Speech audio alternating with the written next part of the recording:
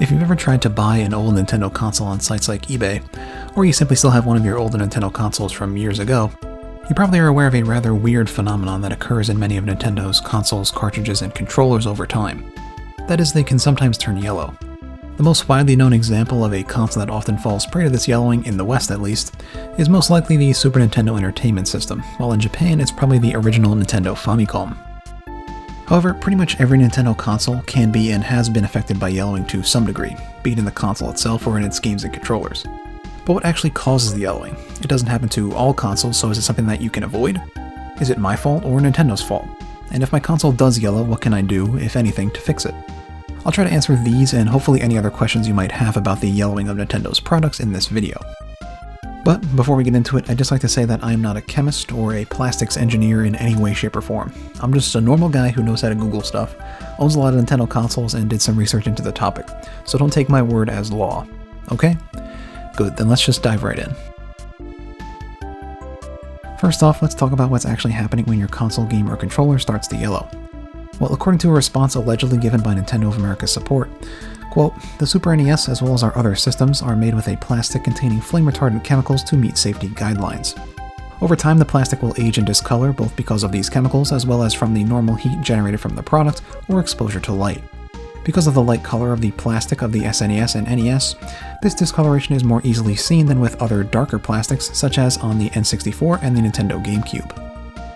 I have no way of verifying that this response is legitimate, but based on other articles and opinions on the topic, this seems to be pretty close to the truth whether it came from Nintendo or not. But I'd like to dive just a bit deeper and explain just a bit more about what's actually going on here. As some of you may know, Nintendo consoles, games, controllers, peripherals, and pretty much every other plastic shell product they release are made of a certain plastic polymer known as ABS, or... You know what, I'm not even going to try to pronounce that, but I'll throw the full name up on the screen if you're interested. ABS is a very versatile, strong, and inexpensive type of plastic that's used in everything from refrigerators to keyboards. It wouldn't be a stretch to say that you come into contact with something made of or containing ABS on a daily basis. After I learned this, I got curious and checked the remote that I use for my TV every day, and sure enough, it was made of ABS. However, ABS isn't perfect and does have its fair share of drawbacks. The most important for the purposes of this video would be the fact that ABS is quite flammable and can even burst into flame when exposed to high enough heat. Obviously, this causes quite a large safety issue when what you're using ABS to shield generates heat and runs on electricity. So to comply with safety regulations, Nintendo had to add certain flame-retardant chemicals to the ABS they use in many of their products. Some sources mention one of these chemicals to be bromine, but I again have no way of verifying this, so take that with a grain of salt. What we do know is that whatever those flame-retardant chemicals may be, they are most likely the culprit for the yellowing observed in Nintendo products. Okay, now we know where the yellowing comes from. But what is it that actually causes the flame-retardant chemicals to yellow our precious Nintendo consoles?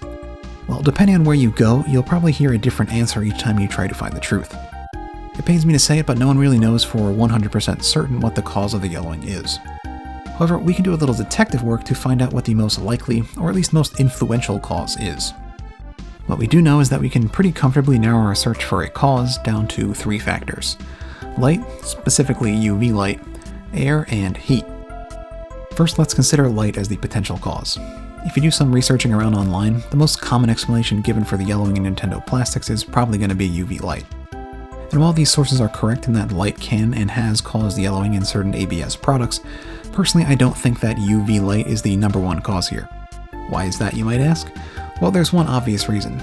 Yellowing of Nintendo products doesn't only occur where light hits the plastic. It happens uniformly even inside the case.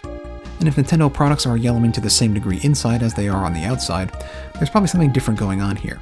Don't get me wrong, light may cause yellowing to some degree, but I don't think it's the biggest problem. So if it's not light, then what about heat? Well, heat probably isn't the most influential cause here either, because not only do the consoles yellow, but the games and controllers do as well, and many times to the same or even greater degree than a console would. Controller and game cases also don't come into contact with heat as often as console cases do, so it's probably not a very big factor in causing yellowing. In addition to this, older Nintendo consoles don't really give off much heat at all, and they yellow just as much as newer consoles do. So, as you might have guessed, that just leaves air. And for my money, air is probably the biggest cause of discoloration in Nintendo products. It can get inside cases, uniformly touch any surface, and can cause oxidation and flame-retardant chemicals found in various plastics. Maybe I'm wrong, but that's what all the evidence has led me to believe. So if the main culprit here is air, what can we do to avoid yellowing? Well, nothing really. Everywhere you use a console, controller, or a game, it's going to be exposed to air in some way, so in terms of countermeasures, there really isn't much you can do. However, while there is nothing we can do about it, there is something that Nintendo can do to prevent yellowing, and that is to mix the correct amounts of their flame-retardant chemicals into their plastics.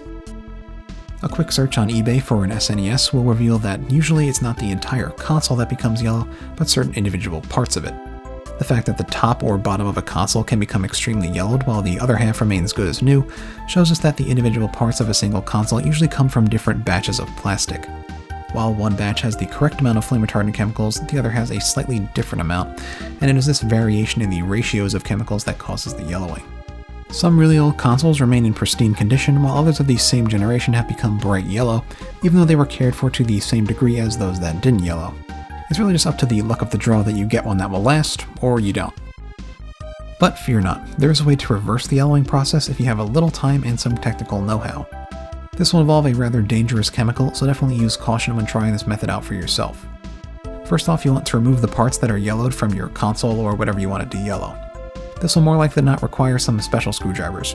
I obviously can't go over how to disassemble every piece of Nintendo hardware in this video, so if you need some help, either comment down below and I'll try to help you out, or try using the various guides and videos online pertaining to the disassembly of your specific Nintendo product. But getting back to the matter at hand, once you have the parts you want to de-yellow, you're going to need to submerge them entirely in hydrogen peroxide and leave them in the sun or under a UV light for several days or until you're satisfied with the color. It's not currently known if this does anything to damage the plastic, so definitely consider that before attempting this, but I can tell you that it worked perfectly for the very badly yellowed Japanese GameCube I picked up a while back. That was actually the starting point for this whole video. Now, there are several other techniques out there that people claim will get rid of the yellowing of old Nintendo consoles, but I haven't personally tried any of them out, so I can't speak to their effectiveness. I haven't really heard great things about any of the other solutions either, so I'd recommend going with the liquid hydrogen peroxide plan. Now, the higher concentration of hydrogen peroxide you use, the faster you'll see results, but as the concentration gets higher, the more dangerous this experiment gets. So I say just go with normal household hydrogen peroxide used for treating wounds that you can get at pretty much any pharmacy or grocery store. It'll take some time, but you won't run the risk of burning yourself or going blind. The worst thing I experienced was that my fingers turned a little white where I touched the hydrogen peroxide, but that went away in a few minutes. Just be careful, okay guys? Also, keep in mind that it is possible that your parts will yellow again, because as far as I know, this isn't a fix for the yellowing, it just temporarily reverses the process. If you don't want to bother with the hydrogen peroxide or anything like that, you can always just buy a broken or for parts console that hasn't yellowed, and use the parts from that to fix your console.